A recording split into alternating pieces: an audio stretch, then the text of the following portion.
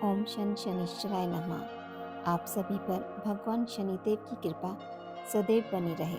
शनिवार की व्रत कथा।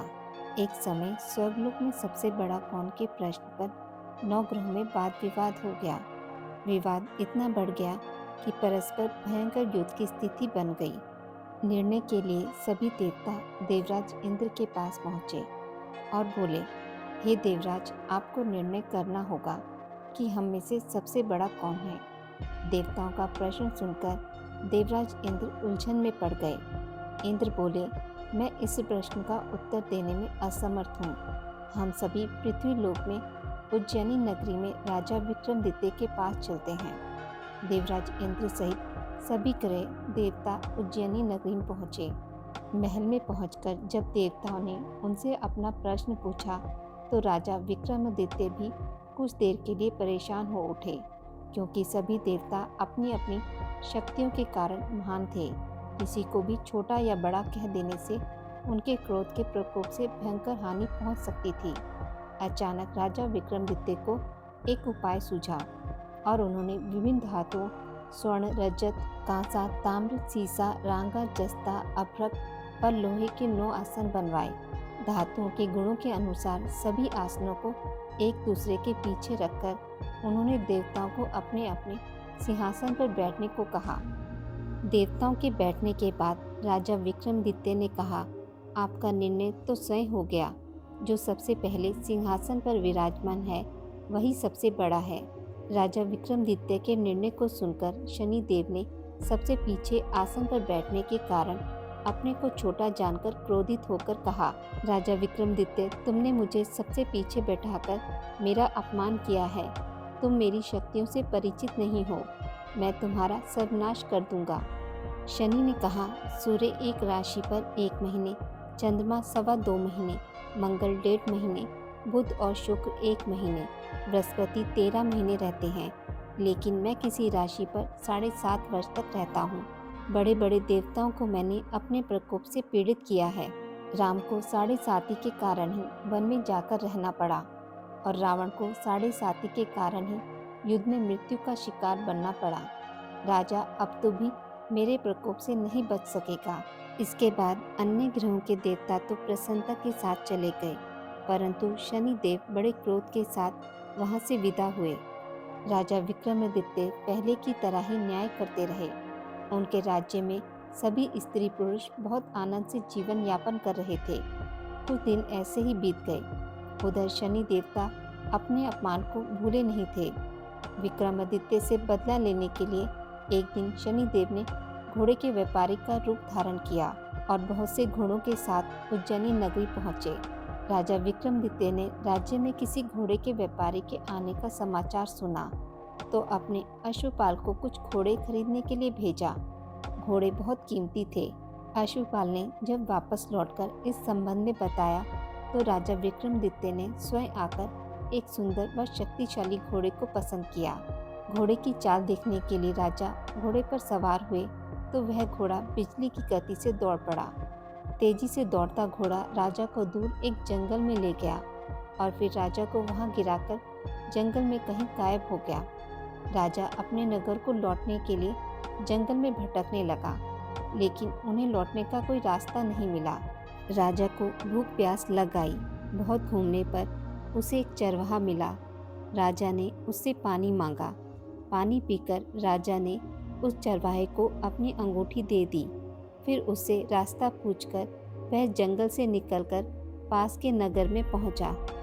राजा ने सेठ की दुकान पर बैठकर कुछ देर आराम किया। उस सेठ ने राजा से बातचीत की तो राजा ने उसे बताया कि मैं उज्जैनी नगरी से आया हूँ। राजा के कुछ देर दुकान पर बैठने से सेठ जी की बहुत बिक्री हुई। सेठ ने राजा को बहुत भाग्यवान समझा और खुश होकर उसे अपने घर भोजन के लिए ले गया। सेठ के घर में सोने का एक हार खूंटी पर लटका हुआ था। राजा को उस कमरे में छोड़कर सेठ कुछ देर के लिए बाहर गया। तभी एक आश्चर्यजनक घटना घटी। राजा के देखते देखते सोने के उस हार को खूंटी निकल गई। सेठ ने कमरे में लौटकर हार को गायब देखा तो चोरी का संदेह राजा पर ही किया, क्योंकि उस कमरे में राजा ही अकेला बैठा था। सेठ ने अपने नौकरों से कहा कि इस परदेसी को रस्सियों से बांधकर नगर के राजा के पास ले चलो। राजा ने विक्रमादित्य से हार के बारे में पूछा तो उसने बताया कि उसके देखते ही देखते खूंटी ने हार को निगल लिया था। इस पर राजा ने क्रोधित होकर चोरी करने के अपराध में विक्रमादित्य के हाथ पांव कटवाने का आदेश दे दिया। राजा विक्रमादित्य के हाथ पांव काटकर उसे नगर की सड़क पर छोड़ दिया गया। कुछ दिन बाद एक तेली उसे उठाकर अपने घर ले गया और उसे अपने कोल्हू पर बैठा दिया। राजा आवाज देकर बैलों को हाँकता रहता। इस तरह तेली का बैल चलता रहा और राजा को भोजन मिलता रहा।